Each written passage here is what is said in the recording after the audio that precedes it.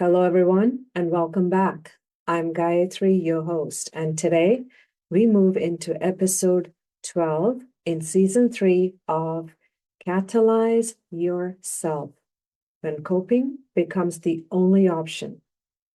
This season, we have been staying close to the moments when pressure begins to change how we move through life from the inside out, not just the moments that are visibly hard. Not only the moments when something major happens and we can easily name what we feel unsettled about. We also need to look at the quieter moments, the moments when we keep functioning, but something inside of us has changed, has shifted. The moments where our mind has become so constricted that it no longer can operate in a grounded way. The moments when our emotion is present, but it's not fully welcomed or just is allowed to spill over. The moments when our nervous system begins to look for relief, for predictability, or some way to feel less threatened. The moments where our body is carrying what our mind has not yet been able to process. The moments when our consciousness, our ability to observe the whole of what is happening inside of us and around us has less room because so much of our attention is being used to keep going, just to keep functioning. And in this episode, I want us to stay very close with one of those patterns. The moments when coping becomes our only option. The moments when coping is what helps us continue. The moments when coping gives us just enough structure to move through what we cannot fully process yet. There are moments when coping gives us just enough distance from an experience that we do not become consumed by it before we have the capacity to understand it. The moments when coping helps us stay in the room, stay in a role, stay with the responsibility, stay with the people depending on us, even when we are carrying more than we have even the space to acknowledge. This is another one of those subtle patterns that we take on under pressure. And we may or may not always recognize our patterns as coping. We may be functionally calling it something more acceptable. We can call it being responsible. We can call it being prepared, keeping the peace, being strong, not making a big deal out of it, being logical, being mature, or even knowing how to get things done when they're needed. And sometimes that is exactly what it is. Sometimes preparation is care. Sometimes productivity is purpose. Sometimes calm is steadiness. Sometimes helping is love. Sometimes keeping the peace is discernment. Sometimes being strong is exactly what that moment required of us. So I do not want us to oversimplify this. What we are simply asking for is to recognize when our choices have moved into coping and to become more aware and more honest with our own inner conditions underneath that choice and behavior. Because the very same behavior can carry a very different inner state. We can prepare from alignment, and we can also prepare because uncertainty becomes unbearable. We can stay busy because we're engaged with what matters. And we can also stay busy because stillness feels unsafe and uncomfortable in our nervous system. We can remain calm because we are grounded. And we can also remain calm because we have learned to mute the signal inside of us and remain numb before anyone else can see it.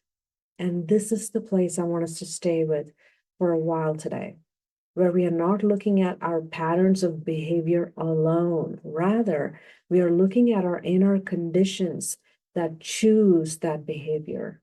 Because coping is not always obvious from the outside. From the outside, it can look like competence and composure and kindness and achievement and independence. Simply, It can look like being a person someone can count on.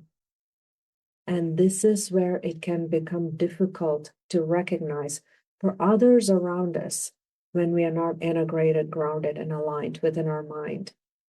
We may not even be aware that we are coping versus being consciously present and making aligned choices with a fully integrated mind.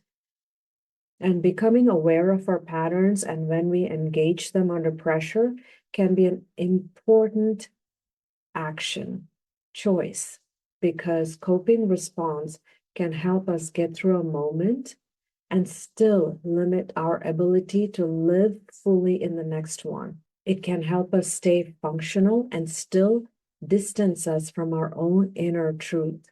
It can help us preserve our external connections and still quieten our inner voice.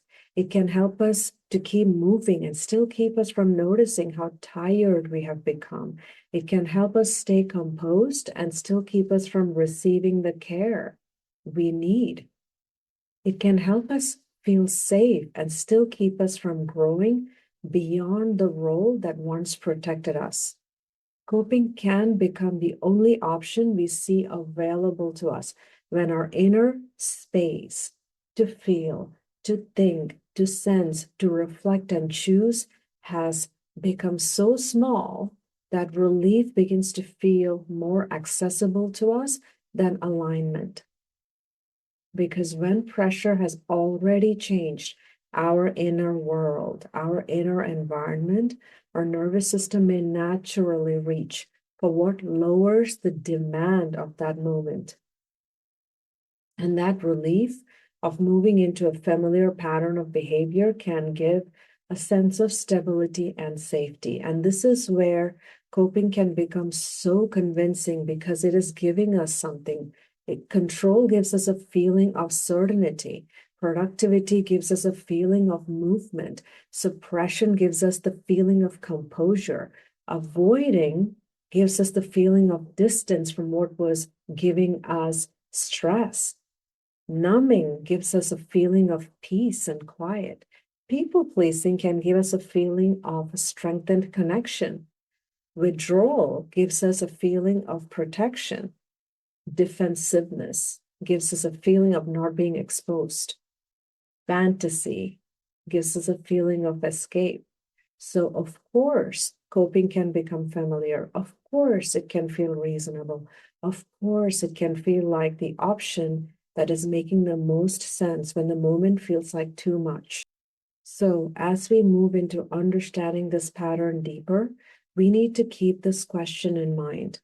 What is our coping response trying to reduce? Because when we can ask that question without self-judgment, we can begin to acknowledge the signal underneath our pattern. And when we can acknowledge the signal, we can begin to move our coping into conscious presence of mind.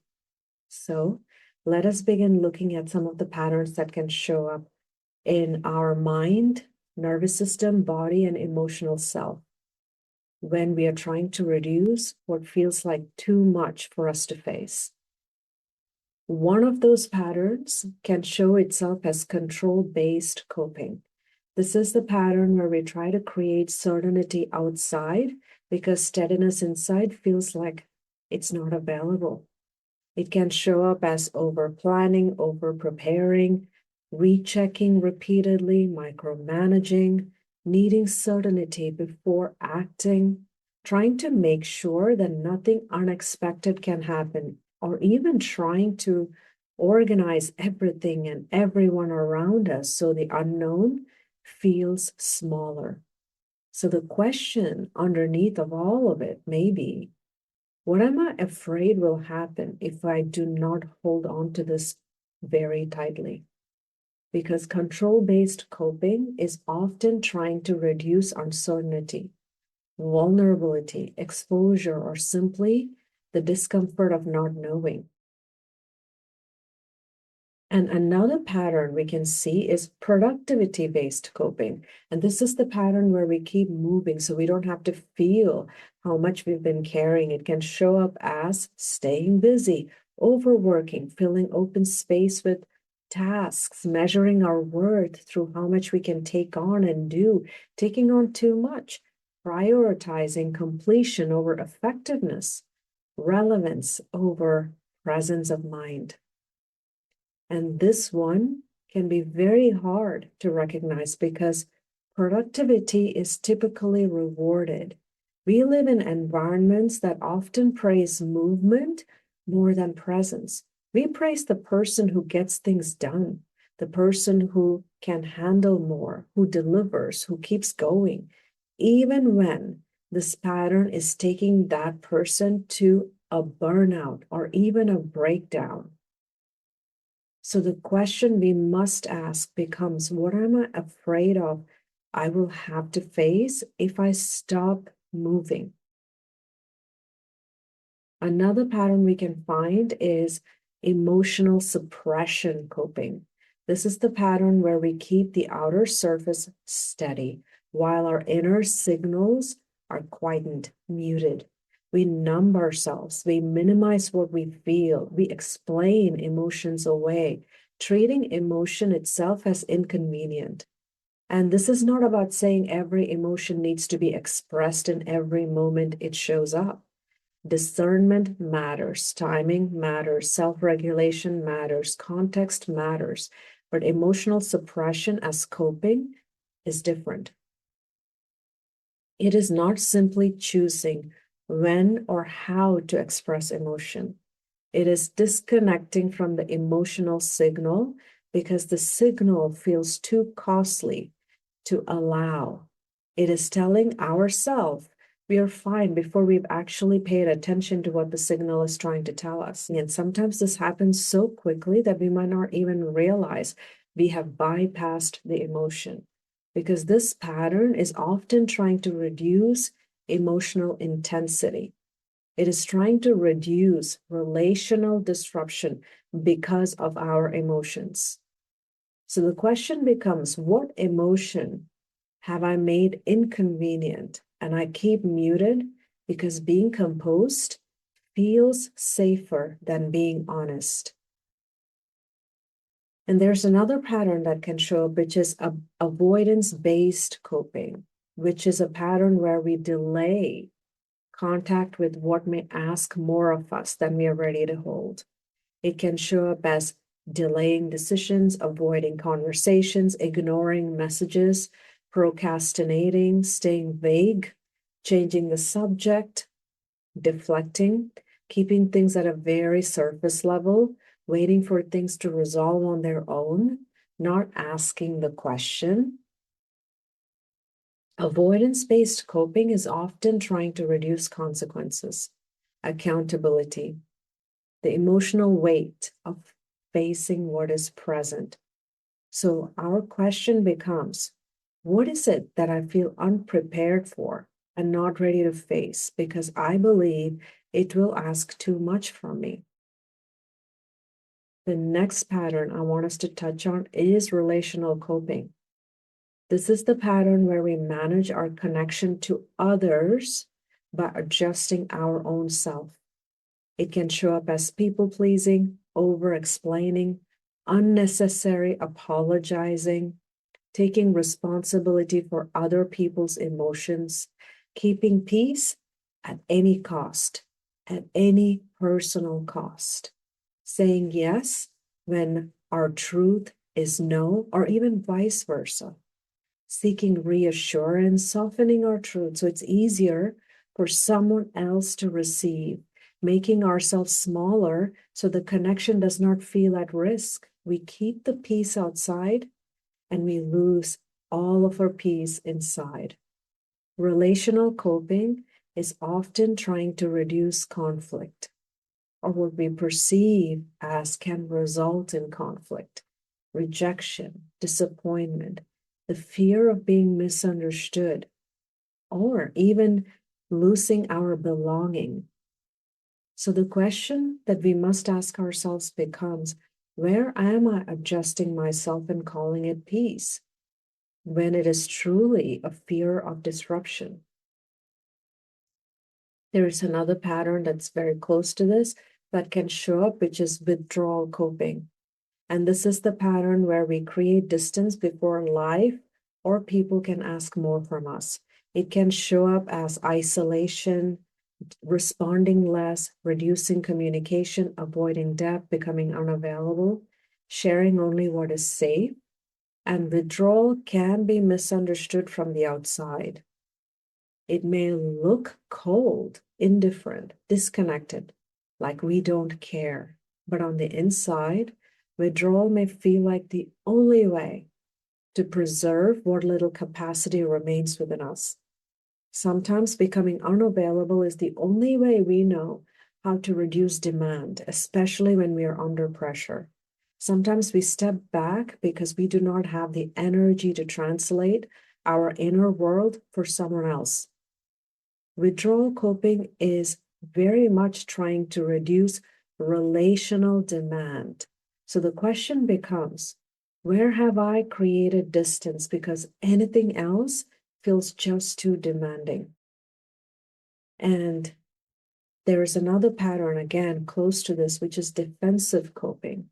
This is the pattern where we protect our identity when the moment feels like a threat. It can show up as justifying, blaming, criticizing, dismissing feedback, building a case for ourselves before we have listened to what is being asked of us. And defensive coping can add to the pressure of circumstances because it can affect others around us. It can shut down conversation and create distance. And for us on the inside, that defensive posture may feel like protection. We may have been conditioned to being wrong means being unsafe. That feedback means rejection, that accountability means shame, that if we admit impact, we will lose value. So the coping response becomes our defense, and this pattern of coping is often trying to reduce shame or vulnerability.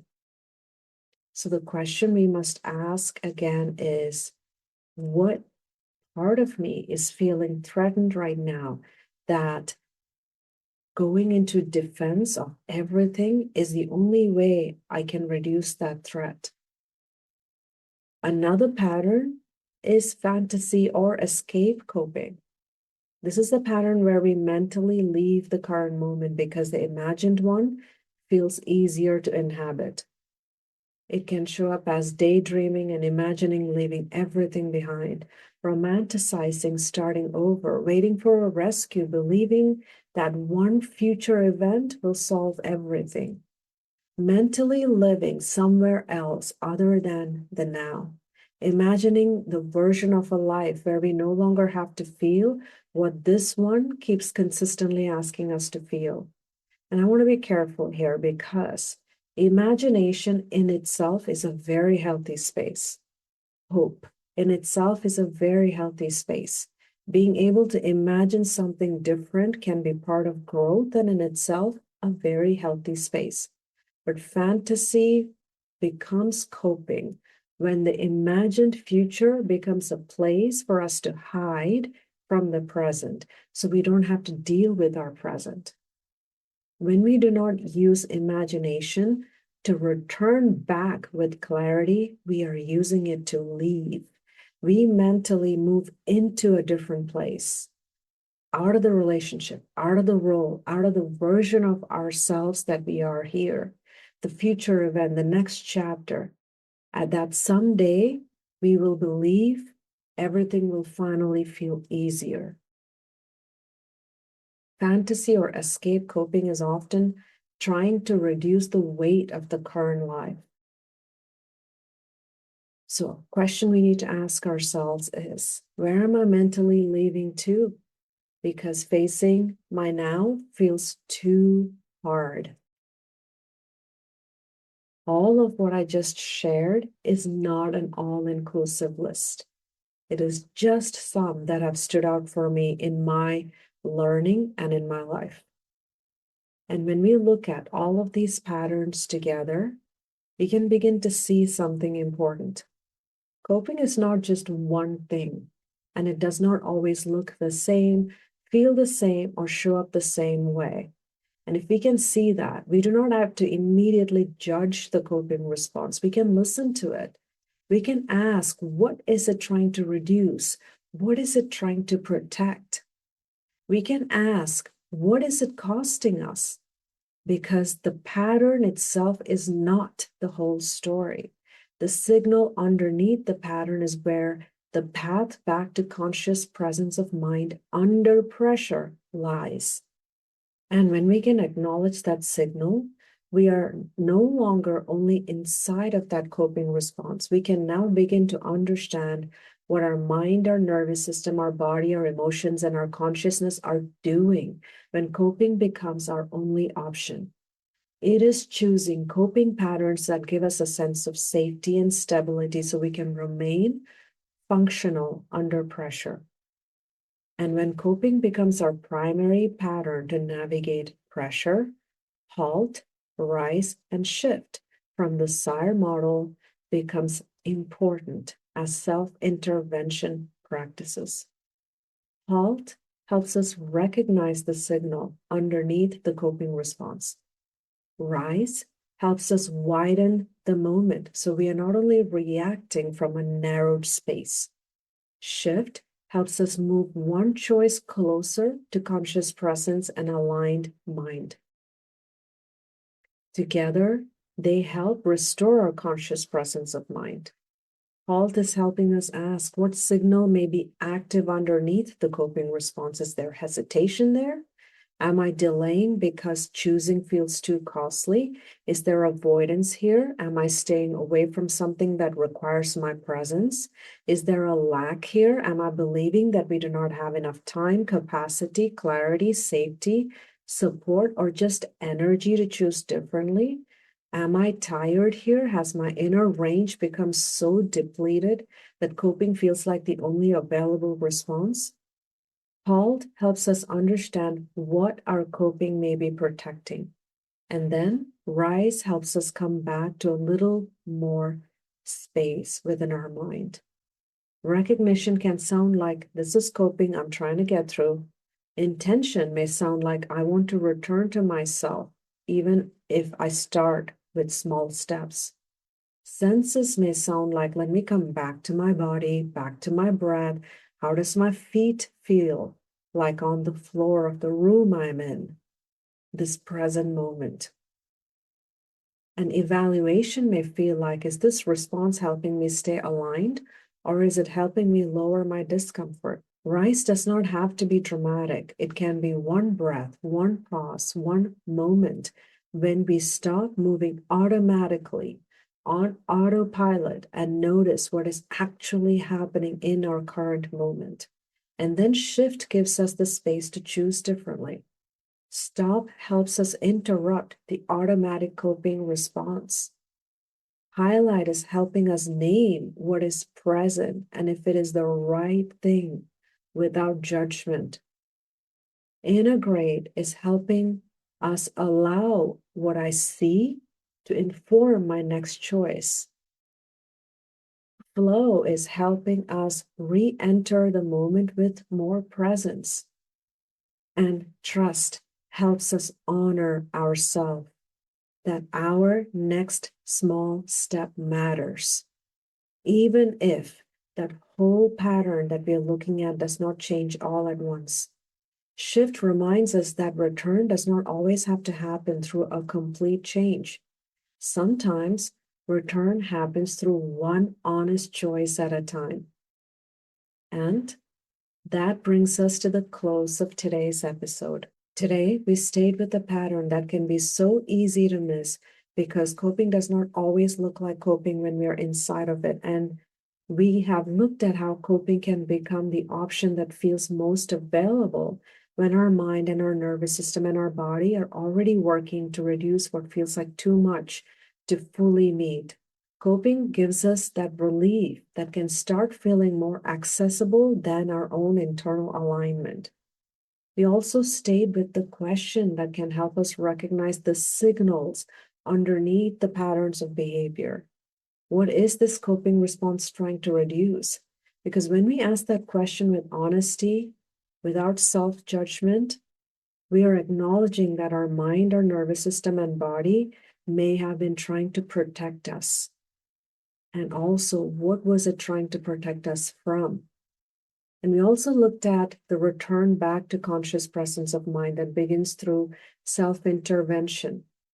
Halt helps us notice the signal, whether hesitation, avoidance, lack, or tiredness is showing us where our inner range has narrowed. Rise helps us widen the moment to recognize what is happening, reconnect back with intention, come back through our senses, and evaluate whether our response is helping us stay aligned or only helping us lower our discomfort. And shift helps us move differently with what we now see, to stop the automatic response, highlight what is present in the current moment, and integrate our awareness and flow back into the moment with more presence and trust that even that one small shift matters. Because the goal is not to never cope. The goal is to recognize when coping has become the only option that we believe we can leverage. So when we can self-intervene to create the space our mind needs to return back to conscious presence of mind. And for that, a few reflective considerations we can hold on to are, where in our lives have we been coping, but calling it something more acceptable? Where have we been functioning well on the outside while our internal world, where we feel and we think and we sense and we reflect and we choose, has been so constricted that we have abandoned ourselves? And if today's conversation resonated with you, I would love for you to stay and remain in this work with me and share your reflections through the platforms you're listening on. Your reflections continue to add depth to the collective growth we are building here. And I'm grateful for the space we continue to share. And next week, we will stay with another pattern that can emerge when pressure has been shaping our inner world for a period of time, where familiarity can override all other criteria for choice. That is where we will place our attention next, in when familiarity becomes safety. And before I forget, if any of you still have not downloaded the overview of the SIRE model, please do so. The link will be in my description, and that will help give you more context to what we've been speaking about with the self-intervention practices we touched on in our episode today. Thank you for joining me today. I'm Gayatri, your host, and until next time, let us keep noticing what coping is trying to protect us from. Keep listening for the signal that is underneath our behavior patterns, and keep returning to the choices that brings us back to our self.